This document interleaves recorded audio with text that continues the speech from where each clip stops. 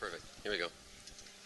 Okay, on that note, I'm going to leave the mic with these guys and make way for your question and answer section. Okay, you ready? Okay, so yeah, just keep it to one question for now, yeah? First, I just want to say thanks to all of you for what you do. It's truly inspirational. Like to see your guys' donation to mankind. I'm truly inspired by all of that. Thank you. Yes, you're all very worthy role models, I think.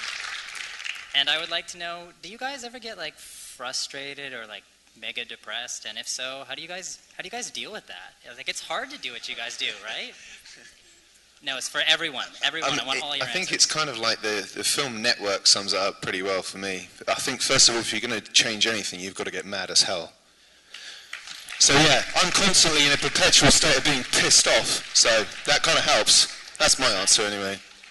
I think I can adapt a response from a slightly different question, but it can work for this one as well. It was about boredom, but I think it applies also to this. So what's the cure for boredom? Well, the cure for boredom is curiosity. And there is no cure for curiosity. So I think that applies also to despair. When you have despair, you start beautiful things, beautiful projects with other people, and your goal is to make things better for everyone else. Then despair just doesn't come to you. So. Yeah. Anyone else? I'd say I don't so much get depressed. I do get disappointed sometimes when I see my fellow species and I'm just like, what are you doing? But, you know, that just motivates me more. I mean, that means I have hurdles to overcome, and if we don't have challenges, then what are we doing? And so I don't so much get depressed. I do get disappointed, but that just fires me up to do even more good. Anyone else want to answer that? Okay. Hi, this would be for Doug or maybe all of you folks, but I heard you mention the Khan teaching system earlier, and I've seen this brought up before and espoused the advantages of it. I was just wondering, has anybody from here actually sent this person a copy of any of the movies or got in touch with them to maybe do the Khan system thing, like on the Zeitgeist Movement website for speeding up people's understanding? Okay, so, well, I take credit for that because I told him about Khan Academy. So, I've been in contact with the Khan Academy, and actually our translations team from the Italian chapter of the Zeitgeist Movement is the official translator for the Italian language for the Khan Academy. And so we are in contact with them. We sent them the movies over and some lectures, and we have some exchange. We haven't got that much feedback yet because, you know, they're pretty busy, but we're working on it, and as other people work on that, it will be even better. But I'm sure they're pretty responsive and open to this kind of suggestions and thinking, and it's looking good. I think there's an important thing to mention with Khan as well, that the whole idea is to flip the classroom model as well, so that in a sense you're doing your learning on your own steam, and then you come in and the teacher helps run through the topic. So it's a flipping of the model. Does that kind of make sense? Is that the general idea? Yeah, the teacher ends up becoming a referee instead of an authority figure on the top. They're more like a collaborative force in the classroom that helps the kids instead of this demonstrative force at the top that tells everybody what to do. It changes the relationship between the students and the teachers. It changes the relationship of the students between each other. And then if you start doing cross grade level or cross age level helping, where older kids help the younger kids and things like that, that also enhances what the Khan Academy does in a different social dynamic. So yeah. Yeah, one more thing. One of the best things I heard from Salman Khan, the creator of the Khan Academy, is, well, I don't want my son to be judged by how, good his grades are. I want my son to be judged by how good of a teacher he is. How much can he help other people and classmates? So that will be the method of judgment for education. So how much can you help? Okay. Yep. Next question. Can I hold it? Yeah. Hey, Peter Joseph. Amazing to see you in person. Everybody here, amazing work, and I thank you for starting the journey of my life when I saw Zeitgeist when it first came out, and the website was just a little box that you clicked on, and all the thought processes, and I really became a critical thinker then. So I really want to put forward a thought-provoking question to all of you, and especially Peter Joseph, because I attribute this journey to you as well. Currently, what we're seeing is a lot of action. We have the Occupy movement. We're seeing a lot of legislation that's clearly caused by these financially motivated powerhouses to relinquish people's rights and perceptual freedom and all of that. And also, I'm noticing that a lot of these actions are actually not geared necessarily purely towards personal financial gain on their part, but we see it heading towards a collapse, and there's lots of talk that many of these collapses have been intended, and especially the big one we're leading up to, which could result in a one world nation, a moneyless or a one world currency. And there's speculation as to George Soros' involvement in starting the Occupy movement, but I won't go down there. Yeah, here's my question. Controlled opposition, how does it factor into your guys' actions, and have you thought about this? Well, the very intention of the movement as a critical mass planting seed type of entity where we realize, as far as I'm concerned, as I've stated in multiple conversations and lectures, I don't have any faith in the legislative or the political institutions to be able to make the type of change or enable the type of change that's necessary, only until things get so bad that their hand is forced. That isn't to say that things can't be done in the meantime. There's plenty of great ideas that can come forward to inch in these values, get other people in situations that enable certain respect for the human condition, more respect for the ecological efficiency that we really demand and need on this planet. As far as the issue, though, of the things that you kind of touched upon in general, I would be careful with attempting to find causality when it comes to institutions, and I'd also be careful with attempting to assume certain things when you really can't find such sources. I made that mistake myself. In my original journey, I started to think about the they, as I mentioned in many different lectures. I started to think about what these institutions are, where they come from, but I didn't go far enough. That's why the entire point of the first section of this lecture is about structural psychology. It's much deeper than that, and it becomes systemic, and it goes back generations and generations. So I avoid issues like George Soros, the legislation coming against Occupy, the anti-Occupy law, all the things that they're trying to do with that. Well, does that surprise you? It's self-preserving. It's self-preserving just like the dynasty of kings would be self-preserving. It's self-preserving just like the entire evolution of the state and its financial posture and its self-protections. It should be self-evident to all of us that these things are there. So to answer your question, the Zeitgeist movement's here to try and generate a power of thought that's so huge, so enormous, so beyond boundaries, so beyond all the things that keep us divided, because divide and conquer is the ultimate tool historically of the establishment. That's not even speculation. You can go back and read full academic treatments on how to divide people up and keep the species at bay, and so the power establishment can be maintained.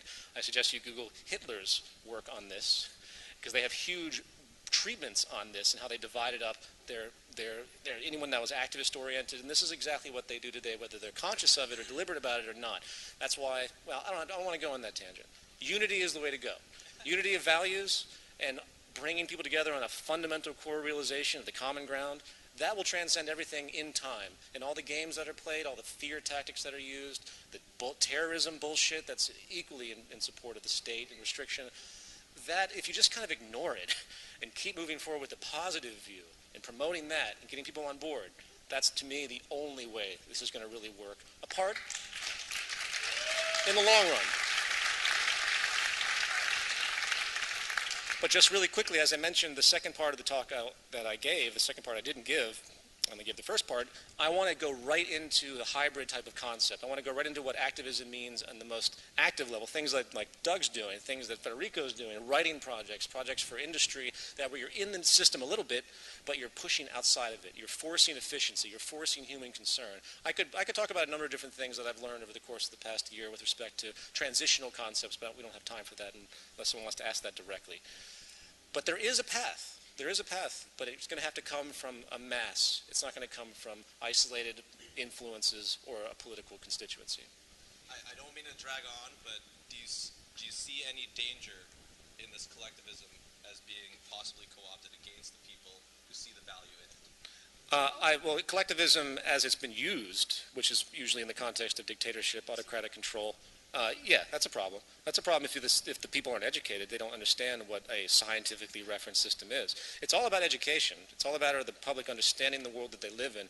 If they understand, I mean, how did feudalism work? What was the main driver of the feudalistic structure? The ignorance of the peasants. How does classic religion work? How do they keep all these people at bay? No one could read. So the preacher was the only one that could actually communicate the ideas. And it was loaded with bullshit that supported, the state, loaded with all sorts of propaganda that enabled the power division. Education is the ultimate premise. And I think the collectivist notion, a planned economy is the only way to go. And the dangers are there for collectivism historically, but it's all contingent upon how educated the population is. And with the internet, we have a much higher probability of educating the population rapidly into what is really a very simple set of values and understandings. And again, that's the whole point of the movement. Okay. Can I just add to that and say critical thinking and knowledge is our self-defense against that problem? A thinking population are very difficult to control. Okay, thank you. And I want to add one quick thing. It's important to remember they get their power from us the last time I checked. And so it's an erosion from the bottom up, not the top down. And so if you want to go against that power establishment, you just make them irrelevant. And that's by getting people off the grid, off dependency, off the system in a sustainable, technically advanceable kind of way. That's how you make them irrelevant.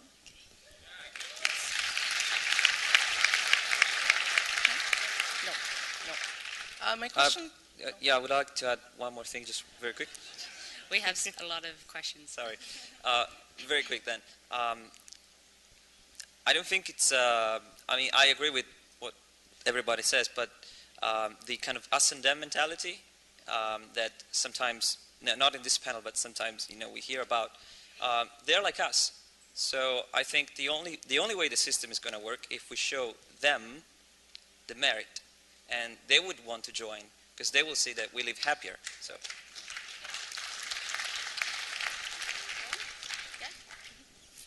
My question's for James. And do you think that in order for those of us interested in becoming educators of an RBE in the existing school system, that we would need to have some sort of formal education ourselves as educators? So in other words, would I, who am simply an administrator of a Zeitgeist chapter, have, I guess, oh wait, sorry. I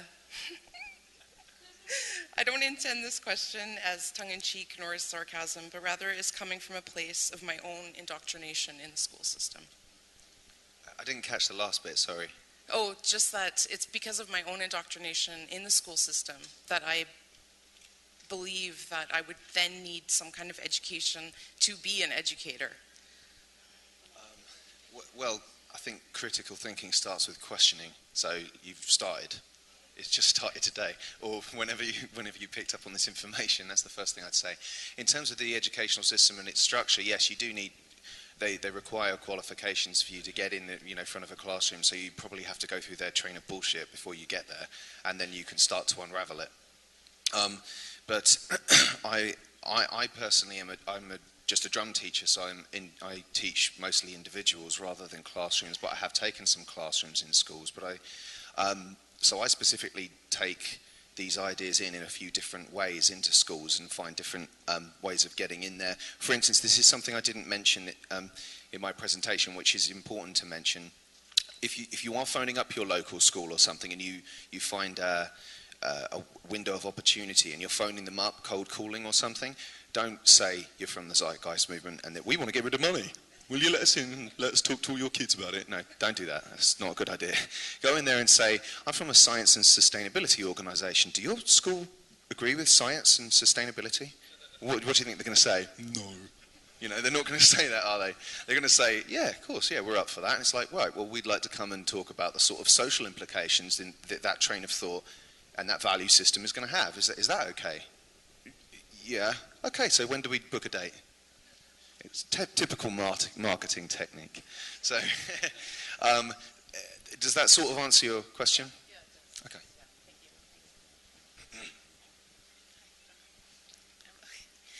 Hi, thanks everyone for your talks today. A lot of the work that I'm doing is about creating authentic markets by empowering individual skills. Only 30% of the world, though, are actually online. There's a lot of great technology out there, and people in developing nations are finding ways to make that 30% larger by sharing access that they have to what resources they do have access to, and they're growing. And what I see is the only way if we create authentic markets by empowering individual skills, the stock market will just disappear. So we have everything that's going on in the world right now, the destruction, what the governments, what the systems are doing, against this movement that's taking place, which is more like a lotus flower, that will make the clouds dissipate of the evil that's going on. That's my belief. But anyway, I'm digressing. My question is to Douglas. The cybernated farm systems that you're implementing, 43% of the world under less than $2 a day. Most of them are reliant on farming for their means to get ahead, for their means to create their well-being. So how are your systems being implemented, please? Okay, the initial concept of CFS is to work with humanitarian organizations and governments, of which I already have some contact with, and get these systems into place into the rural areas and basically drop a building and start crunching out food. I affectionately call them salad factories. They're just going to start crunching out a certain base needs that will provide enough sustenance for them to at least survive. Does it provide everything? Well, no, of course not. But it's a place to start, and I have future plans and additional things that I want to add on later on, but you got to start somewhere. But it's not just dropping a building and walking away. I have an entire 6 to 8 month education program that's going to teach these villagers how this system works. They're going to have training manuals and all the information that they're going to need put in their native language as best as we possibly can so that they can monitor, manage, and maintain their facility on their own. They need to have a vested interest in the production system that's giving them the food in the first place. We have a lot of technological disconnect in the world today where people have these cute little bells and whistles, but they don't have the foggiest clue how they work. A lot of technical ignorance. So I'm not interested in just dropping food and walking away. We're going to show them how these things work and put 3D printing systems in the buildings so that if a part breaks, they can use their local resources to quickly manufacture a replacement and throw that part in so that, again, we're back to local, sustainable, in-house ways of thinking instead of having to outsource. I don't have a maintenance program. I have no interest in fleecing people for additional money on some artificial maintenance program so I can do obsolescence crap. I'm not interested in that. This is a one-time cost facility. You buy into it once, you have lifetime access to that building, period, and there's no additional costs. My company is absorbing all of that because I'm not interested in making a crap load of money and becoming some oligarchical megalomaniac multi-billionaire.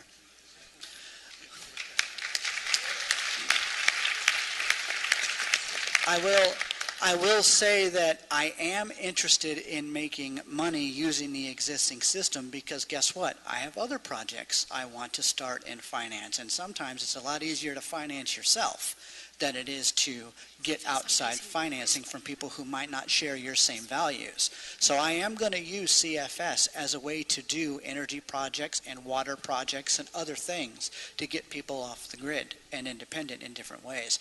But it starts off with underdeveloped worlds getting these systems into places to help them live. And once you start doing that and then the rest of the world starts looking at it, they're going to be like, well, I want some of that too. And that's where we start getting into the first world. But I got to start, and the people that need it the most are the ones that are dying. And it will go from there. Taking an entrepreneurial approach to change. Thank you. Hey, nice ship. Thank you very much. This is a question for Jacques Fresco, but he's not here, so you guys will have to do. He says, no, that's no slam at all. I love these guys, especially Peter Joseph. It's a thrill to see him be in the same room as you. But anyway, in RBE, Jacques says there would be no zoos, which I agree with. But how would pets figure into the picture in the future? Would we be able to have pets? And would it be highly regulated?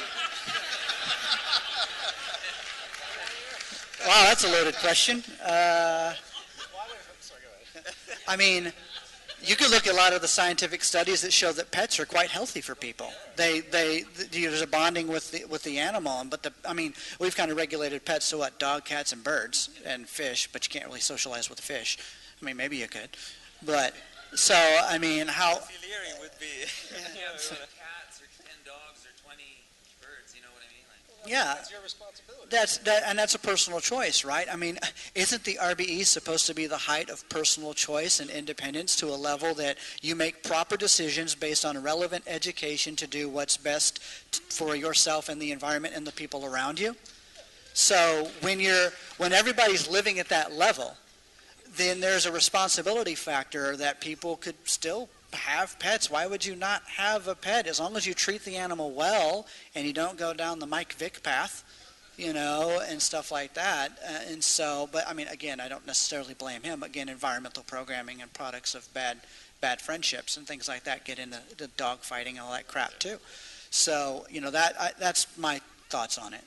Just wanted to add one more thing. Probably it's not the best way to ask, are we allowed to do this in a resource-based economy? No one's ever going to tell you what you are and aren't allowed to do. It's an educational imperative. It's does the evidence show that this is a healthy human behavior, human value to have? And if not, are there better ways to live? So it's not about, yes, you're allowed to do this, you're not allowed to do this. It's what does the evidence show and what optimizes social functionality and global sustainability, really. Yeah, that's a good answer, and I would add to this that I think it's really a question of moral values and ethics. So Sam Harris pointed this out rather intelligently. How do we give moral values towards anything else? So, for instance, we give it. He says it's our. How much do we think the other interlocutor will suffer? Right? So if you're dealing with the rock, you don't think the rock will suffer, so you don't care about the rock. You smash the rock and nobody cares. And you give a little bit more importance to ants and other insects, and you give more importance to dogs, and then you give more importance to monkeys. Why is that? Well, because they have a more complex nervous system, so you think that they are able to suffer more. So I think it boils down to scientific evidence. Is it healthy for a cat to stay in a house? Show me the evidence. Is it healthy? Is it not? Should we consider that acceptable behavior for them? So I think it's an open question, and we should think really, really carefully about the answer. I want to add one little bit to that too. Think about this, kind of a caveat to the argument. If my dog, for example, was in the wild, would he live longer or less long being subject to nature and its wrath versus in the comfort and safety of my home where he's fed, watered, hugged, run, and everything else daily by a family that loves him to death? Or would he be attacked by a pack of wolves in the middle of the woods 3 days into his birth? So how do you want to look at that one as well? So there's also environmental ramifications to think about too.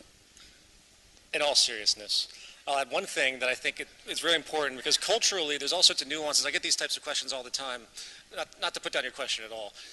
People will ask me cultural questions. They'll say, well, what if I want to get really drunk? Or what if I want to... They'll bring up things that are very normal in our current culture, but we fail to realize that historically they might not have existed, and they might not exist in the future. There's levels of preference that we have that are, again, I have weird values that I was groomed into. I'm sure we all do as victims of culture. I won't list any of those, by the way. But having pets, that's a very subjective concept. Who's to say? I mean, I don't know how many pets they had, many centuries ago. We know that Egypt had cats, but, it could phase itself out. So put it in the context of culture and ask yourself, is it really a technically relevant question? Is it universal? Does it have a core relevance to the arguments that we're making, or is it culturally induced? Is it relatively subjective?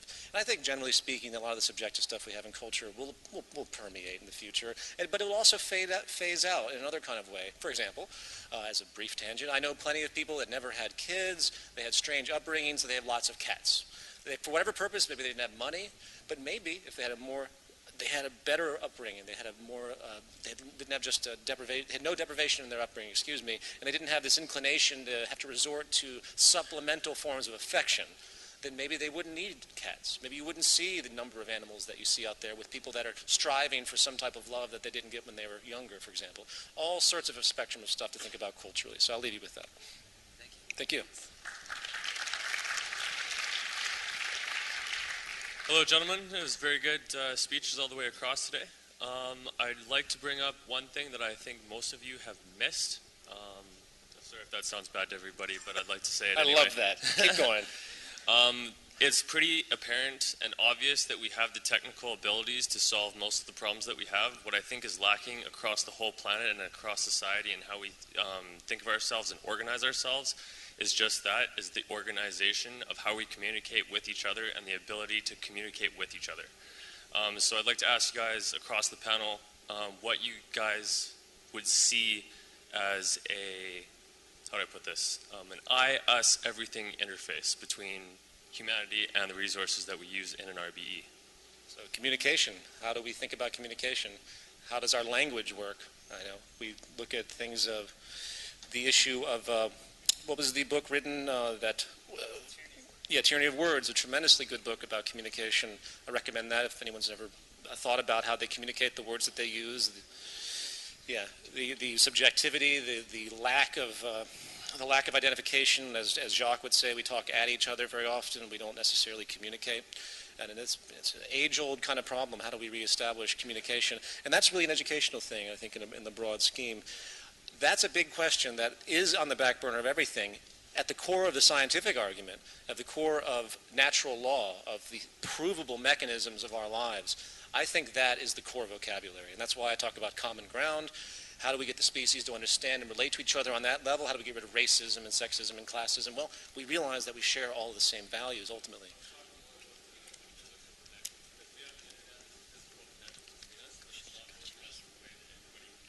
You can blame the market system on that one. The chaos of the internet and just the complete absolute noise, that's about 95% of it, is this big jockeying for attention and absurdity, usually financially driven. And it's very unfortunate. Not to mention the dichotomy of people's intents. It's still a thing of intent, though. I mean, we have a blogosphere that is just absolutely insane. It's just obnoxious to think about how much stuff is just vomiting out of all of us in the blogosphere. It's great on one level as a communicative outlet, but then again, how do you decipher things anymore? I mean, it's really becomes tricky, and it's a value system orientation, I think. Structurally, though, I don't think there's really an issue. It's really just the way people are thinking. Sorry, that was basically the specifics of what I was talking about, in that how can we, as a group, organize better to talk about these ideas that are super complex, but like, for instance, Reddit has a very great way of making a platform for people to communicate, but doesn't do very well on the organization level of that platform.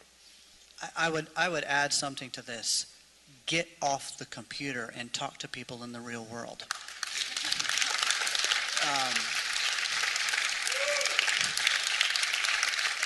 There's so much cyber bravado and Hercules mentality behind the safety of a keyboard, ergo trolls and douchebags, that we have to deal with all the time. People who say stuff that they would likely never say to somebody's face, you know, and so civil discourse kind of falls apart online, which is why I'm starting to pull a little bit back from using that as a medium and more prone to doing things like this and getting out into the public sector. That's why I did my Scandinavian lecture tour. That's why I'm trying to get out there in the real world and talk to people, because when I'm done talking, now we can do Q&A, face-to-face, have a conversation, maybe go do lunch, something like that. You can't do that on the internet. And so get offline and go talk to people in the real world. I think we will enhance our communication potential drastically if more of us did that.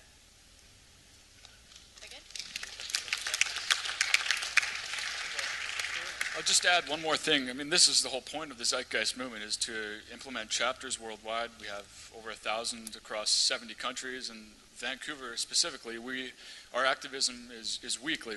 We set up in front of the Vancouver Art Gallery to hand out information, DVDs, answer questions. We have the town halls every month where we open up the floor to Q&As all the time. We've got ongoing lecture series, and we've just got a multitude of different ways that we want to spread the word about the Zeitgeist movement. That's the whole point, right, is educate, communicate these ideas to a larger audience. I understand your question probably in the way you meant it, and I would say this. You remember the picture that I showed that I said, this is a human brain? I said, no, wait, that's actually the internet. And that's actually almost the same picture as the universe, if you look at the big scale picture. So there is an interesting thing happening there. And as much as we would like to have it controlled and really simple and, you know, it looks the same and it's perfectly centralized, and it actually is a growing, emerging, organic system, kind of a, you know, going like that. So there are some interesting mechanisms about chaos theory and all very, very complicated stuff behind systems, very complex systems like the internet. And there are some interesting theories about, is the internet is a brain? Is it an intelligence? Is it a collective intelligence? So I think it's part of evolution, and as such, the good branches will, you know, survive and the rest will just disappear. So what you're talking about is inevitable. The question is, how long will it take? And that, I don't know, but it's inevitable. Thank you. Thank you.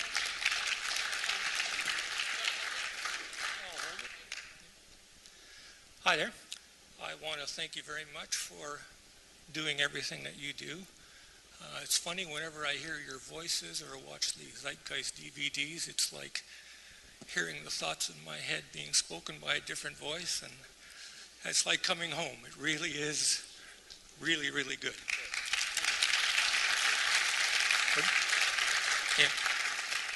Kind of a long question. It's designed to create awareness and interest in the subject matter. So I'm cheating in a way.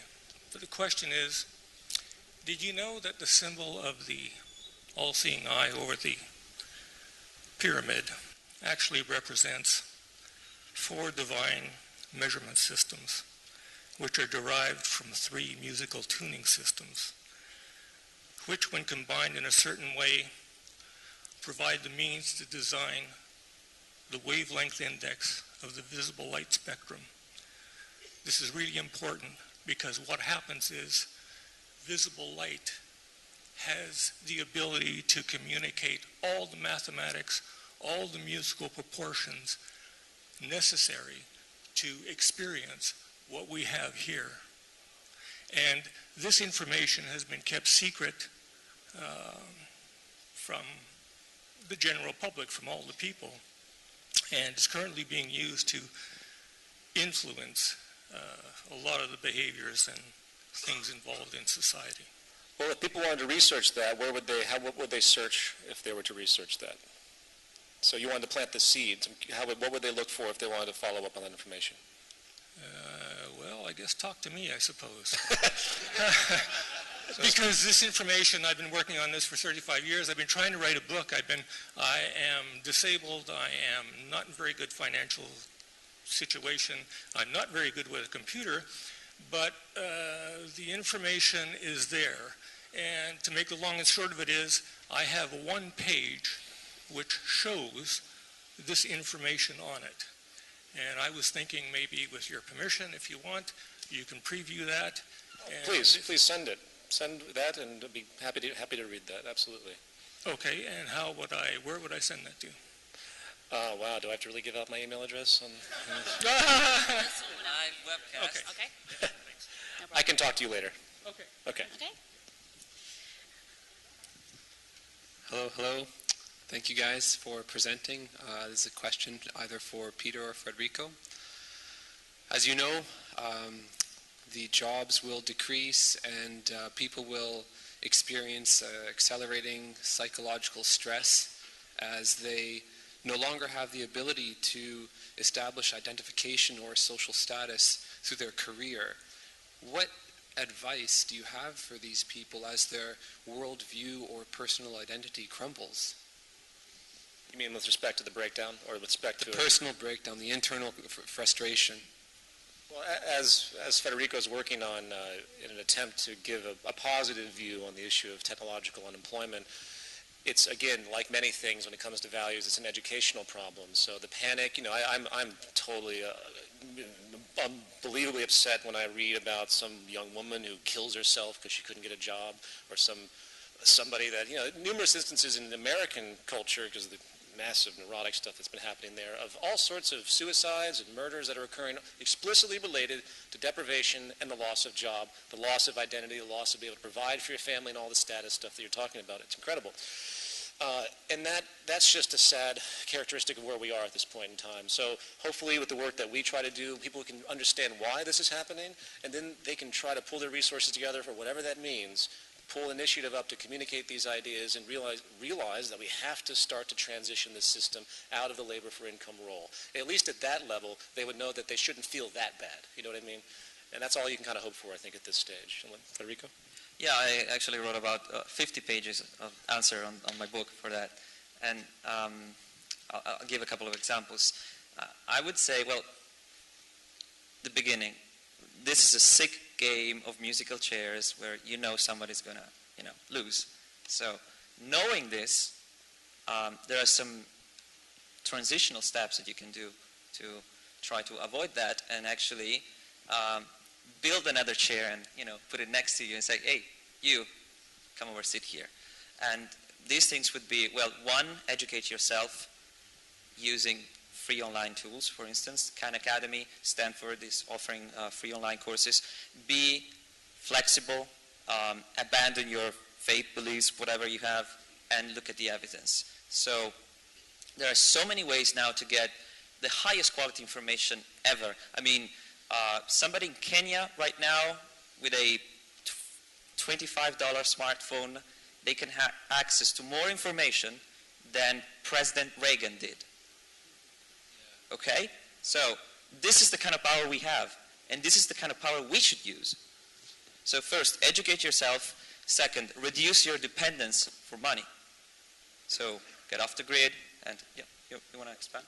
I was just going to add one more thing. Someone actually suggested to me fairly recently that when I brought up the subject of this atrocity of people really injuring themselves and their families, this big loss of identity when they lose their jobs, I believe it's already happened now, but support groups for these people.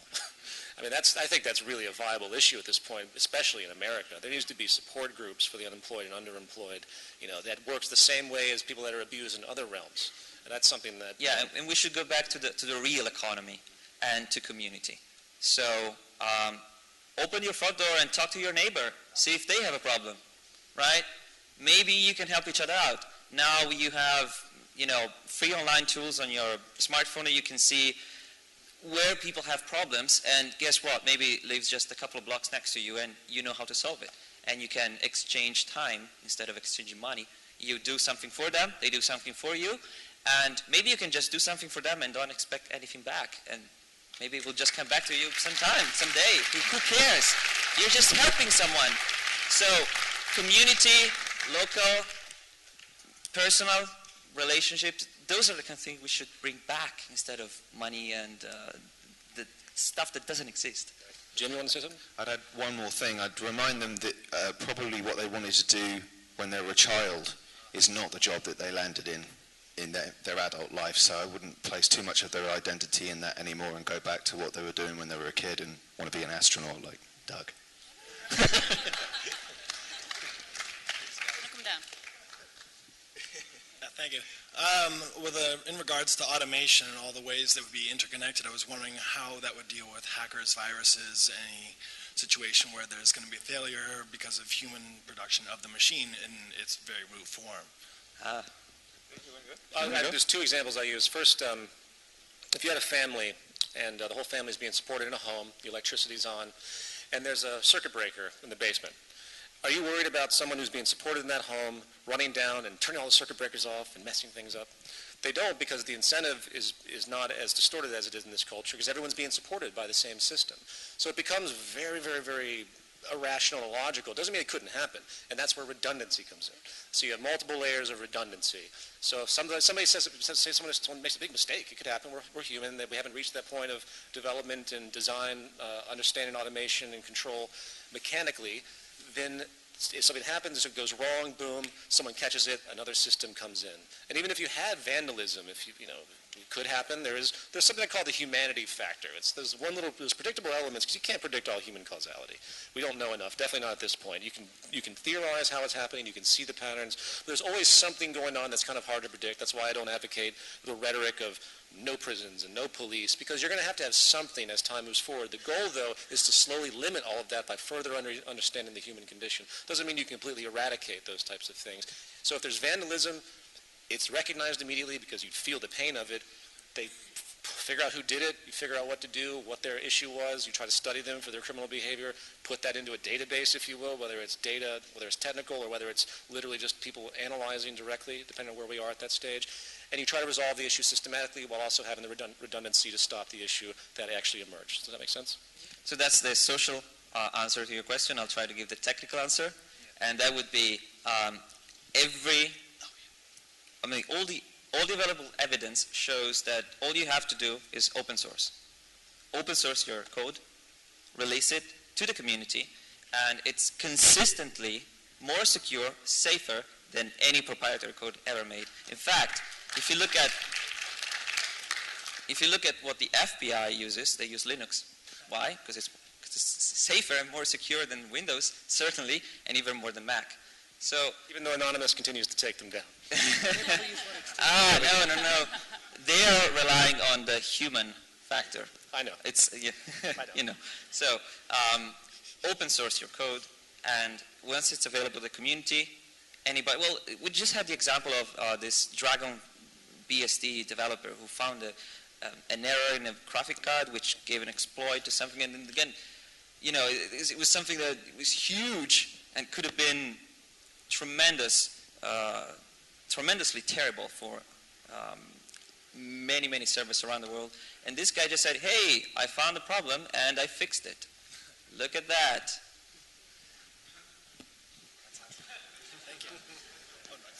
I'll just add one more quick thing regarding cultural questions. That's really a cultural question in a certain sense, just like the cat question was, the pet question was. People often ask, the ultimate question on the cultural level is who makes the decisions, that classic staple of Jacques Fresco. That's just an irrational question. It's how do you arrive at those decisions, the technical process. So we're locked into this kind of feedback system we've had for so long where we have a knee-jerk reaction to fear each other and their behavior without thinking about the causality, And again, there's a humanity factor. It can be a little bit indeterminate, but I don't think in a system that's really designed to take care of everybody, you're going to have some random person go down and rip out all the wiring of their own home because they feel like it. It's just not going to happen like that, I don't think. Thanks. Hi. My question is for Peter and Douglas. My question is hypothetical. What do you think will be the first thing to happen when the oil runs out? When the oil runs out? Shit hits the fan? Well, first of all, it won't run out. It'll just get way too expensive for people to afford.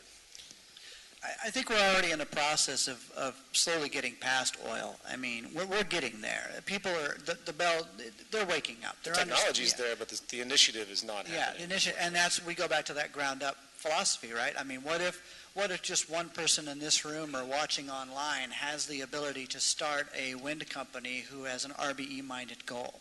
And they start getting that out there and helping to get homes off the grid. By the way, that also mitigates the what if I lose my job thing. If I don't have an energy bill anymore and maybe I have access to a CFS food system, by the time I do lose my job, who gives a crap? Because most of my bills are gone anyway, right? And so that's a different thought process. So yeah, I think we're going to, over time, get these clean energy solutions in place long before the whole oil runs out. And like Peter said, the market will make gas and oil so expensive that people are going to jump to the cheaper ways of doing things, a more sustainable way of doing things. It's a cascading effect. It's going to happen anyway. I would say, just to add to that I agree with you, but in the interim of that, there's going to be a whole lot of chaos and unfortunate circumstances. a whole lot of driving mechanisms of war, as we've come to recognize universally here with resources and energy, obviously. My big concern, when you look at the statistical projections of, say, China and what their energy needs are, and you compare population growth, and you look at all the major powers, look at what their energy demand is supposed to be in, say, the next decade, and then look at where we are. Look at what's happening, look at the initiative, and you look at the percentage that's currently being pulled from renewables, whether wind or solar, it's pathetic what we're doing, pathetic. And if you track the trends, which is all I'm about, it does not even come close. We're looking at like 1-2% of meeting capacity as this energy issue continues, while people can't afford it. You destroy demand, people lose their ability to operate, they can't drive to work. You see, again, a stifling of the cyclical consumption, and it's just going to slow things down unless radical shifts aren't made, which we can all hope for. So if you want a very detailed answer to your question, you should go up to YouTube. No, not if. It's because it's a 10-hour presentation, which we can give right now. I love how he prefaces his beginning. I was teasing you because you weren't there when I called you out. Otherwise, where's Peter? I was making a compliment. I was like, where's Peter? And you're like, oh, there's the guy just fucking Federico. Just keep talking, Federico. Anyway. Go up to YouTube and search for Emory Lovin's Reinventing Fire. Okay? So search up for that. He has all the data, and he has to show for it. He actually built the most efficient facility in the world at the Rocky Mountain Institute. And they're probably the most respected and well cited and ground-based institution that deals with the energy crisis and has the solutions for it. So, Rocky Mountain Institute, it's up on YouTube. Lovins, L-O-V-I-N-S. Thank you. Thank you. His name is Emory Lovins. Probably E-M-O-R-Y. A-M-O-R-Y L-O-V-I-N-S. Emory Lovins. Welcome. Hi there. My question relates to a personal experience that has existed within my experience with Zeitgeist since I watched Addendum. Actually, since I watched the first one, but especially Addendum, and it was resonating here, especially with Peter's and Douglas's talk, but everyone's talk, and just Zeitgeist in general, has been an incredible experience of novelty and nascency of the human condition and of humanity. That's the one thing that I experience most of all, aside the incredible technical promise that we all have, is the experience of us as a very young and new species. And that's the most inspirational thing to me. And I see it in everything we do. It's us reimagining what it is to be human. And how do we get that across? This is a communication question as well, and an education question. How do we get that incredible experience, which inspired me to get involved with Zeitgeist, that incredible feeling of this is so new and relevant and needed now? How do we get that into the public? You look like you've already got it, mate. Just go and talk to them. Get out there and talk to people. You're obviously passionate about it. Yeah. So I would just say, go do it. Find whatever your particular talents or your strengths are. Focus, hone them in. Go out there and make the world a better place. It's not really much more complicated than that. Not to me, anyway. Maybe I'm just simple. I don't know. Sometimes simple is effective. Keep it simple, stupid. Yeah. I would just add that none of us here are special. You know what I mean? The things that we're doing are of our own initiative, of our own trial, of our own passion to move forward with what we're doing.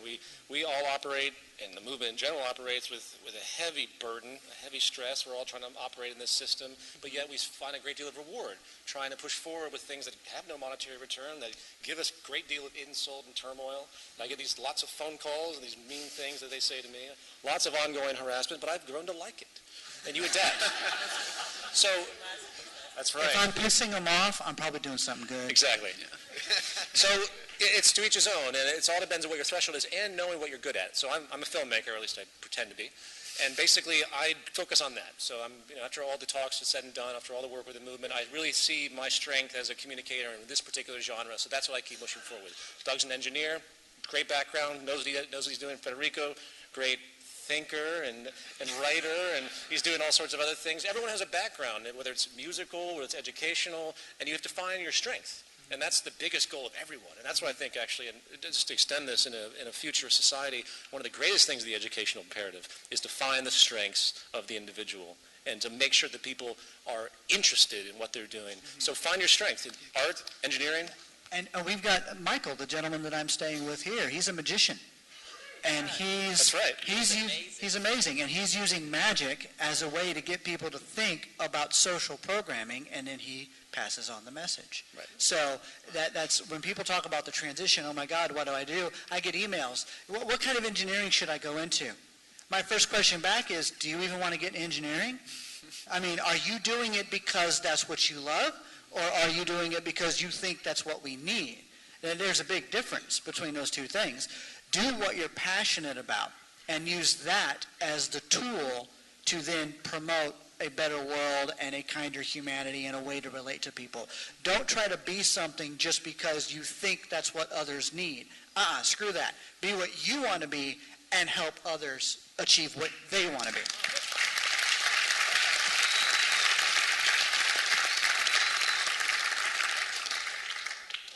Thank you. Thank you. Hi. This might tie into the last question a little bit too. Aaron, the Infinite Yes videos. Very short, concise, inspiring.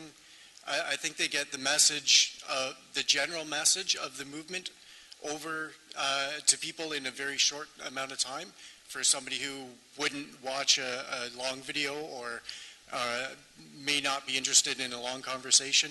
And they also some of them deal with very specific aspects of the train of thought.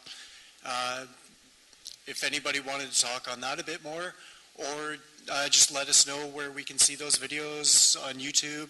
How do I search for them? You can find them all. Just go to theinfiniteyes.com, and thank you for the compliment. That was wonderful.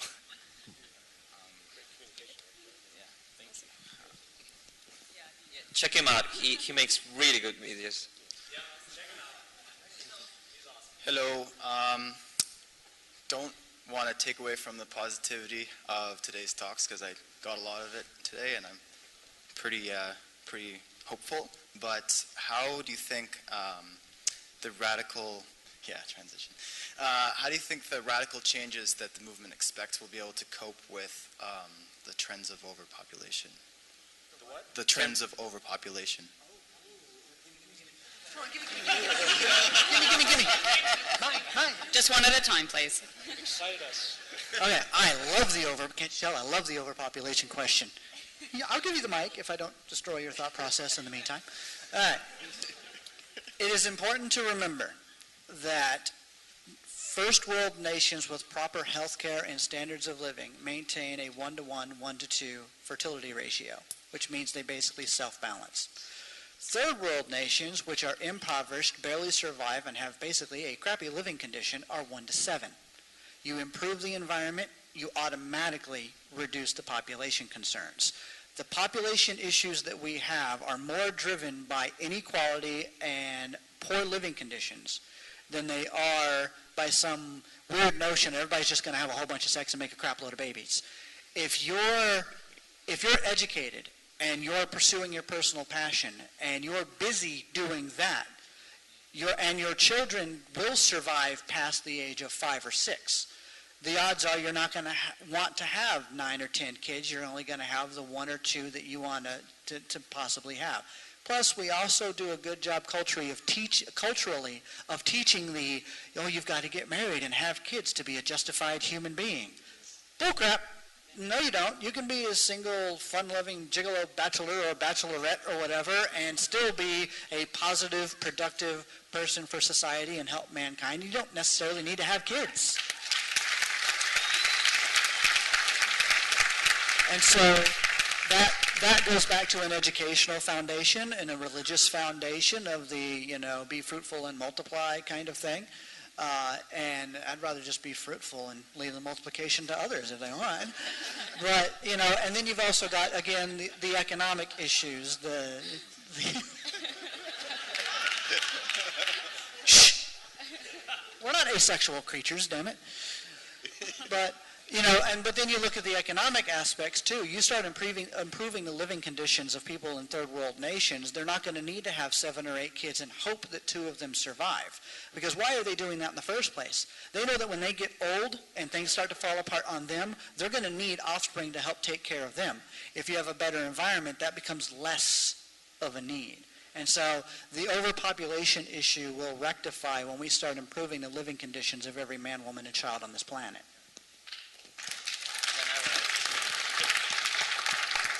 Just wanted to add one quick thing. We don't really have an overpopulation problem when it comes to what we can actually support on this planet and with the technology that we currently have at our disposal. It just seems like we do because of the grossly inefficient market system that we use today. I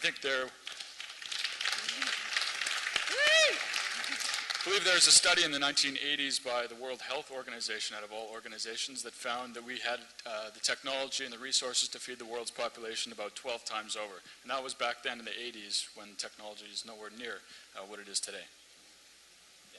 Yeah. It's a big buzzword myth out there as far as, I'm sorry. Just real quick, big buzzword myth out there that we're in a place of overpopulation. It serves the establishment to think that way. It justifies the false social Darwinism. It justifies our ability to step over homeless people when we walk down the street and not feel empathy. Yeah, and also, if you want to accelerate the process of, bringing up the standards of living so that people in developing nations don't need to make so many children, there is one bulletproof, 100% probability of success way of doing that, and that is the emancipation of women. Okay? So, they actually made experiments in some villages in India. So we have data for it. In one village, they did nothing. Another village, very similar conditions, just 50 kilometers away.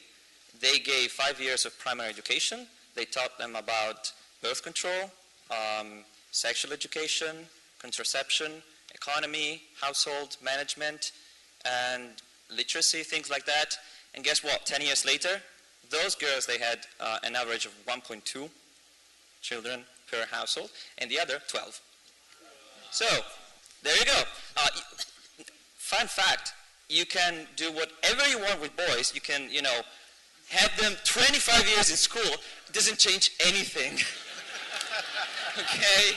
So, the emancipation of women is the answer to your overpopulation problem. Thank you very much. Hello, thanks for coming tonight and sharing, or today. My name's Amber, and I'm a music therapy intern in Vancouver. And my question actually kind of touches upon personal growth. So I just wrote it down so I'd be clear. Gandhi says, become the change you wish to see in life. And I've heard lots about the importance of the role of technological advancement in the future of our economy. But in my experience, social harmony plays an equally important role in our future. And so my question is, for all of you, what do you do for your own personal growth? And does the Zeitgeist movement have any solutions or models that inspire the development of personal growth and progressive social interaction with others? Wow. Yes. The answer is yes. No. I think that the journey here is equally as social as it is self-reflective. It's really changing yourself. We can't talk about society, you could theorize certain poetries of society. We've been having this with peace movements, that apparently if you hold a peace sign, it's going to cause peace. We have people that kind of project into the world the way they think it should be. But they don't necessarily operate that way. They don't necessarily feel that way. And I think the big journey here with people that come into the movement, everyone that I've spoken with, thousands and thousands of people at this point, I see the awakening in them first, before I see them caring at all about anyone around them. You know what I mean? So the Gandhi notion, be the change you want to see, I think that's perfectly summarized by the concept of knowing yourself so well and your values, building that empathetic response eventually, because it has to exist anyway. We can go into the work of Jeremy Rifkin, the new science on that as well, but that's for another conversation regarding our empathetic response to each other, charging that in, taking off, the shield of indifference that's been imposed on us by culture throughout the years of our upbringing, magnifying our self-interest and the worst of our nature, if there was such a thing, That journey is intrinsic to what the Zeitgeist movement talks about. Everyone I meet that challenges the movement, I can see comes from a very internal struggle. It's not that they're indifferent, it's not that they don't care. It's that they can't handle that shift yet. You know what I mean? And coming from my perspective, being the techno-science geek, I do get attacks. I don't want to say attacks, but people are like, well, what about the human condition? What about, interacting with people? It's all Star Trek, metal, and clean and sterile, futuristic environment. No. As far as I'm concerned, the vast majority of technology should be hidden, invisible, but still applicable. I shouldn't have to see it for it to work for me. And I also come from the point of view, the better the technical systems are that relieve the stresses on my life, the more time I have to spend with my family, to hang out with my daughter, to teach her, to go places, to do things, to connect with my friends in a way that transcends any way that we can do it now. How many people are spending hours a day at a mindless job they don't like doing, we've covered this already, but if you live in a technically advanced enough world that frees up your time, what are you going to use that time for? Talking and hanging out with people and your family and developing those social bonds on a way that we just don't do right now. So as far as I'm concerned, the techie bit improves the environment so that the social bit can flourish.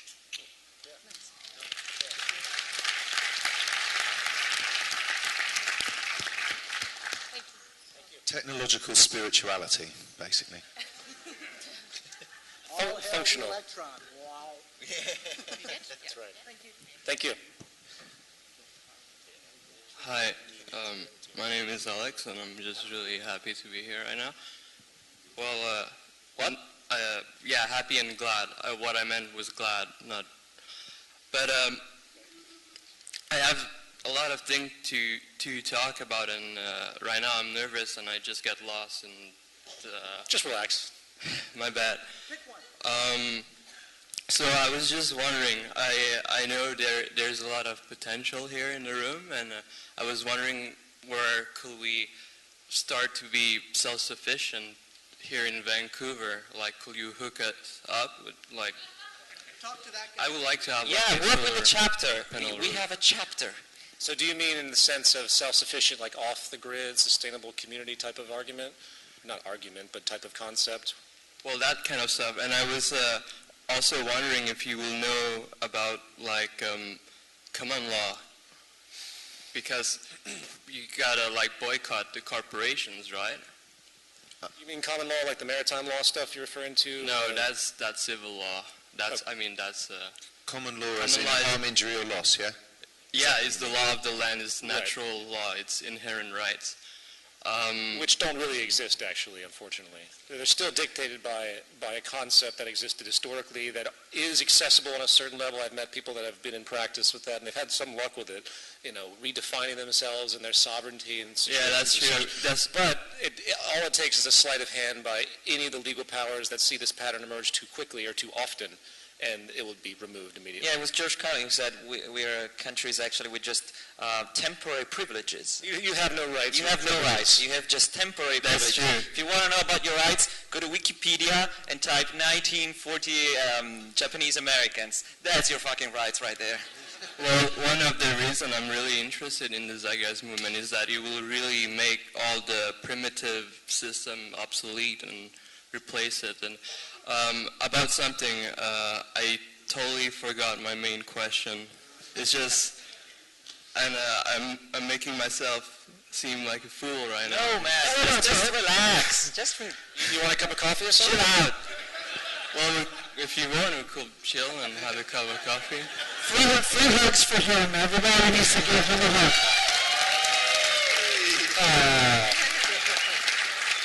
Sorry. Here, no one judges. Hello.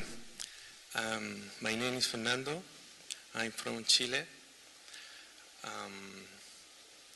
I little speak English. I learn English in Vancouver. And the question is, In my country, the students are fighting for a free quality education. Since 1 year ago. However, the movement is age-worn. The government has control of information, and the finality is not interested in improved education. The education is very expensive in my country. It's very bad. The people rich has good education. The question is, which is the recommendation for the student? Second, I would like working together. Yes. Thank you. Thank you. Yeah, I think the question was, what's the best education for the student? Right. I think also it's relating to how poor the system is right now currently in Chile.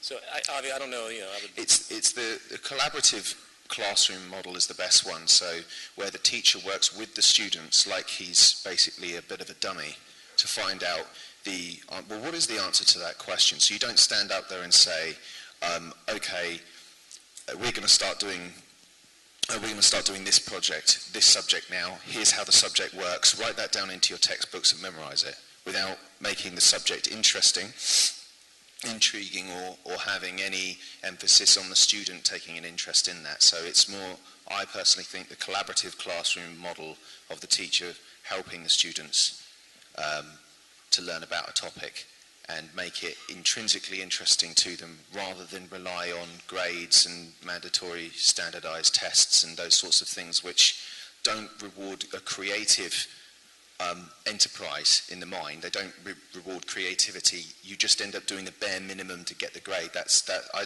don't personally, that's not a model of education that we need moving into a creative, sustainable future. It's one that's based on a past. And it's starting to become obsolete, but not, again, it's another things in our system that is not becoming obsolete quick enough. And we need more people in the education system who read books like Alfie Kohn puts out there, and has that disposition in order to facilitate people's creativity and children's creativity, so that growing up and going into the future, they can create this sustainable world and this sustainable future for them and the rest of humanity, basically. So anything you can do in Chile or wherever around the world to facilitate children's creativity and their intrinsic interest in learning in general is a good thing. I would add, I think I partially understand maybe some of the subtext that you're asking. With Chile being as broken as it is, as far as the educational paradigm, how would you at a ground level get in there and help modify the educational system? Is that kind of what you're thinking about, that core? How do we get to the people? How do we educate them in a way? Is that what you're thinking about? I want to make sure I understand what you're asking. Is it? The problem is war is. ¿Quieres que hablara en español? Yes, maybe. El problema es el desgaste. Es war age, desgaste de los estudiantes. Los estudiantes están muy cansados de luchar. They're tired. Yes. The students are tired and they're tired of fighting. Okay, all right. Multilingual. Where's my babblefish? I hope people know what that means. Anyway, I would say, maybe you can do this in a better way. Community education can be as or more relevant than formal education if people start teaching each other absent of the system or what the government says. You have the ability, being here now and being exposed to this information, to relay it back to the people in your hometown and in your area, and they can, in an underground kind of way, all it is talking to each other, educate everybody home to home in a different way, neighbor to neighbor. And you can bypass the formal and the governmental constraints. And that way people won't be tired anymore when they're busy helping and teaching each other, absent of a formal institution, until the time comes where the younger generations are strong enough or educated enough because of that knowledge base to where they can affect a positive change. They'll have the energy to do it.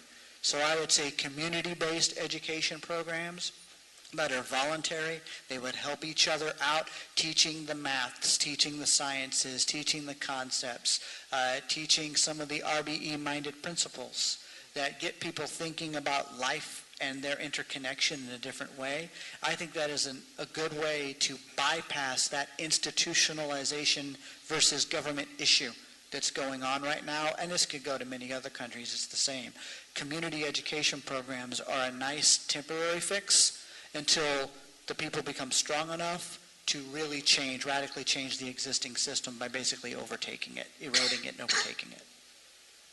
Yeah, so community is certainly one, and then in addition to that, if you can have internet there, you make them a combination. And there is a very inspiring story from India, where this guy who started the Barefoot College.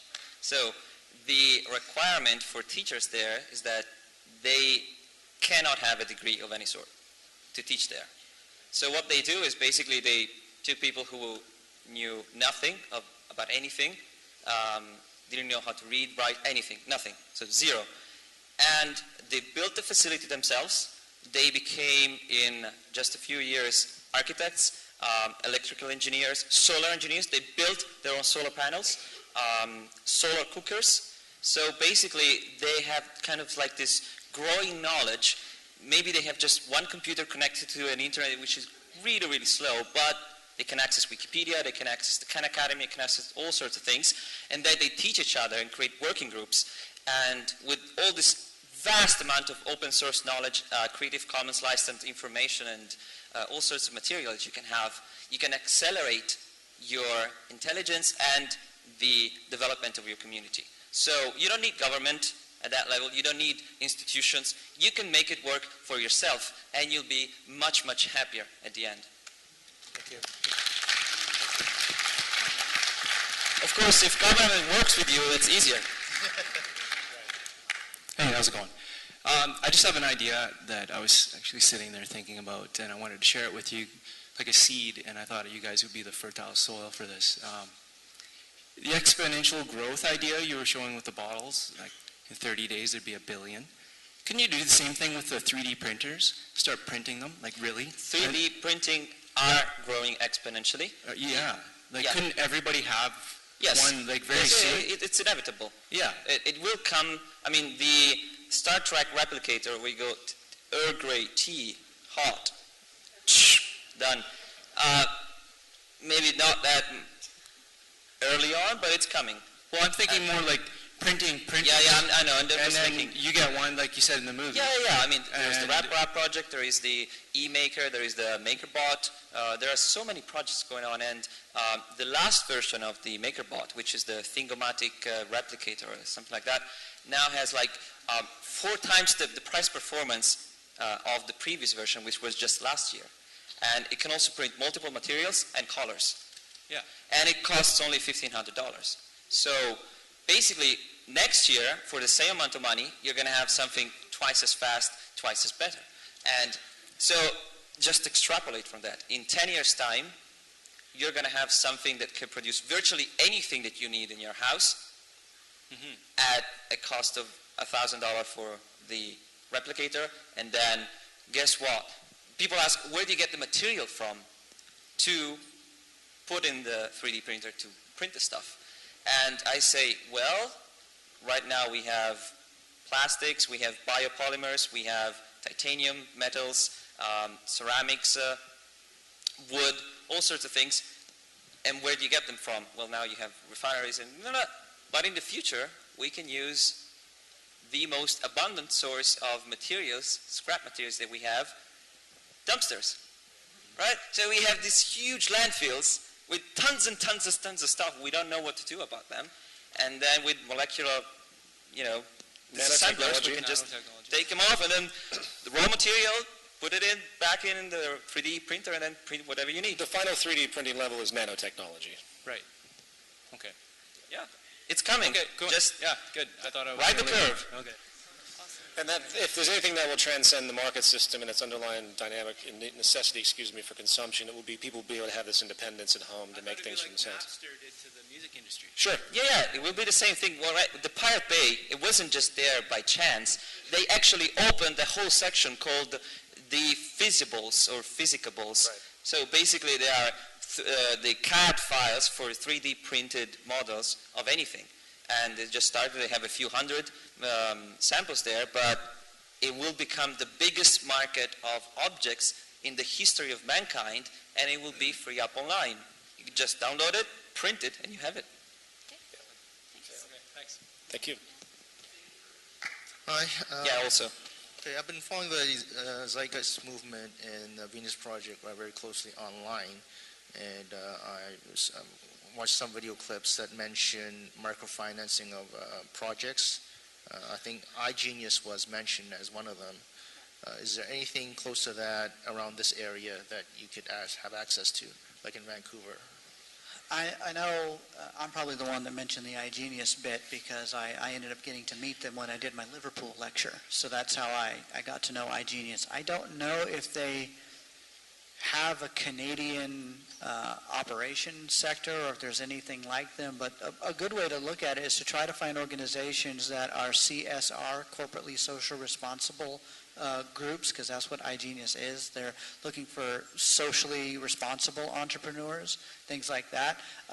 But you can contact iGenius. I mean, they're strong in Asia and in Europe, and just say, hey, why don't you come over here? Let's do some stuff over here. We could probably do a lot of great work. I mean, for all I know, Barry, who's the guy that I talked to, they might already have something here. I just don't know it. But have you tried contacting iGenius directly? No. Okay, I would email them and ask them if they have a branch somewhere here in Canada. And if not, well, get one. And then that way they'll have another place where they can expand that concept, that socially responsible concept, like what I'm doing with CFS. So that's what I would do first. Thank you. Thank you. I just have a clarifying question for Peter from his lecture.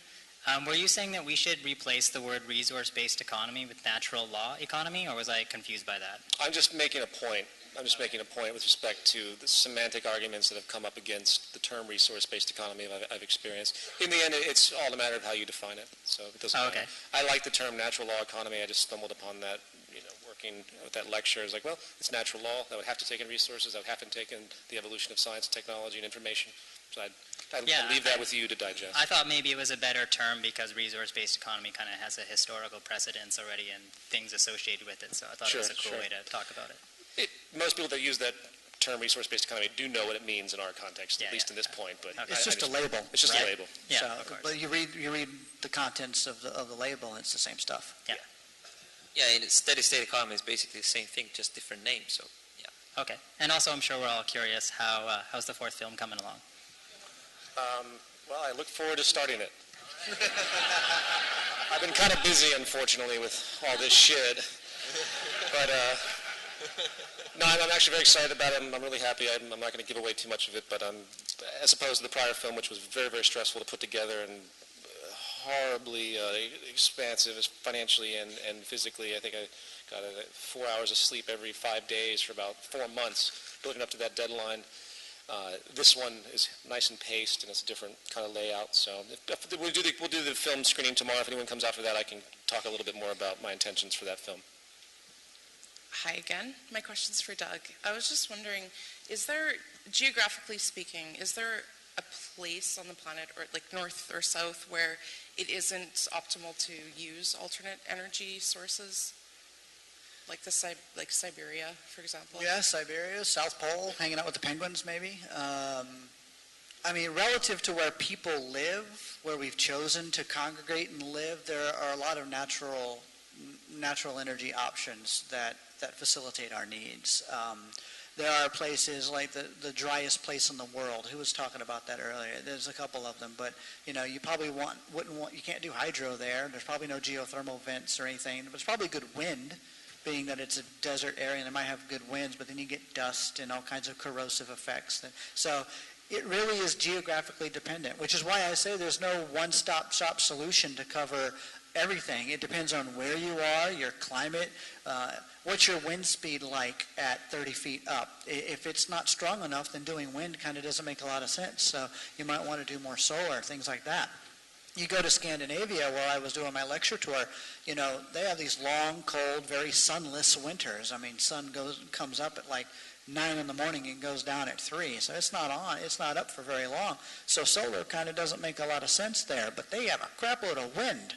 You know, my ears felt it. So you start getting enough wind systems there because of that climate, and you're going to be able to do a lot of powering of Stockholm and those outerlying regions. So it's very geographically dependent. And given where people live, and of course, people currently live in certain places because of old paradigms. You know, this is the seaport, and that's where all the trade was. And so we built the big city there, New York, San Francisco, yada, yada. And so then we grew up our cities out of that. You start getting into an RBE setup where that becomes less relevant, where your transportation systems can transcend those old world locations. Now you can live in different, more dynamic places, live under the sea and stuff like that, or go live in space stations. There's lots of options that people don't even think about. I'll go to space. Fuck it. Okay. So we've only got a few minutes left, so we're just going to try and get through these questions as quick as possible. Hi. First off, just wanted to preface my question with a huge thank you to you, Peter. I know that everybody here stands here because you sort of had this initial thought, this realization to stand up and do something different, so I have to thank you from one human to another. Thank you. I wouldn't be doing it if it wasn't for people like you, so. My question revolves a little bit about your talk. The people that I've talked to, friends, family, and just others, how you guys encourage to get out in the community. There's a huge amount of resistance to even question the paradigm that we're in. And I know you're all shaking your heads and you know, besides what I've read in your online videos and whatnot, can you just speak to anything else that maybe you've recently come across as a realization on how to relate to people and how to talk to them without, when you come in contact with their intrinsic beliefs that we're challenging? You force them to define their terms, first of all. You find that the majority of people use terminology and make references to things that they've never even really thought about. They're repeating. And that goes to the human condition. We all do our fair amount of repeating, and it takes some time for us to break down our language and understand what we're actually saying. And that's the beauty of understanding linguistics and all of those things, and the tyranny of words. I certainly recommend that as a general foundation. But when you put people on the spot, so if someone says, resource-based economy, that's just communism, you just say, well, what's communism? And you force them to define it. Well, they say it's Marxism. They say, well, what's Marxism? And they'll say, well, there's no property, and eventually there'll be no money, and there's no classes. And you say, well, why did Marx think that there shouldn't be any classes, possibly no money, and no property? And that's where you'll usually stop most people. And because all they can do is relate that to the dictators that built upon Marxist philosophy, fraudulently, in fact, and that's their associations. That's all they know. So you stop them right there. Then once you get into the property issue, and we'll use property and classes, for example. It's scientifically well known, and it's been intuitive for a long time that classes are destructive to our general sense of social capital, our trust of each other, not to mention the staggering research that's been done by people like Richard Wilkinson that was featured in Moving Forward. This is really important scientific information that shows it's scientifically bad to have mass amounts of class inequality. So there's boom. You stop them right there. How are they going to argue with that? Second, property. Well, property, as I mentioned in the lecture, it's inefficient. It's completely inefficient. It's not tangibly environmentally responsible to have everyone have one of everything, which is essentially the underlying utopian vision of the free market society, if you will. But it's the desire of getting behind people's, like, the argument that I would get is that people want that property. They need it because they feel it defines them as a person. Well, then you have to keep breaking their language down. So I run into people like that all the time. I've had numerous instances where people are like, well, I like going and shopping. I'm like, well, okay. you like shopping, you mean you like the acquisition of things? And they'll say, yeah. And I say, well, does that mean you're insecure? You just like lots of new stuff? And you slowly put them in a state of imposition to make them question their values. And you do it cordially, try not to be mean about it or anything. And you won't have luck all the time. It's the luck of the draw. But eventually you might crack something. And usually they won't admit it at first. They'll like kind of shunt away. And then they'll come back like 2 weeks later or something and say, I really thought about what you said, or I researched this book, and I'm kind of agreeing with that. And it's all about our strategy of communication. It's something I've had to learn the hard way, because coming into making the film series and everything, I was just kind of bewildered at the response in general from multiple angles. And I made the initial mistake early on to be a little less nice about how people engage the information. Yeah. And it didn't work, but I never imagined I'd be in the position I'm in now either. So my intents have shifted too. And I had to question my own values and go through my own kind of transition as well. So. Thank you. Yeah, Thank you. that's it. Okay, last question. I'll make it quick. Do you have any suggestions on how to start a collaborative project? Because I have ideas, for instance, engineering ideas or software ideas, but I don't plan on going to school to do coding or to do engineering. I would like to get a group of people together to work on it. How to start that? Is there infrastructure out there? Do you guys have meetup.com here and stuff like that? Try that. Different social networking platforms online. Go to universities and put up posters. Oh, I'm starting a group. Are you interested in this kind of a project or this kind of a concept? Email this address or something like that. In a way, it's kind of like cold calling, but at least you're putting up platforms that people might be able to interact with. And like, here's the project. Here's what we're going to do. We're going to do a meetup on it. And we're going to go to this venue, and you see how many come for the meeting, and then you talk to them and start building that group that way. So I would use the social networking platforms as a way to say, here's what we're going to do. Here's the project. I need this kind of person, this kind of person, this kind of person. These are the departments, for lack of a better term. This is what I need. Who wants to help do something amazing? Thank you. Are we out of time now? No, actually, yeah.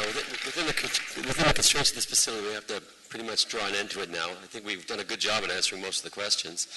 At this point, I'd like to thank our speakers, and I think they've all done a brilliant job individually. Matt, thank you.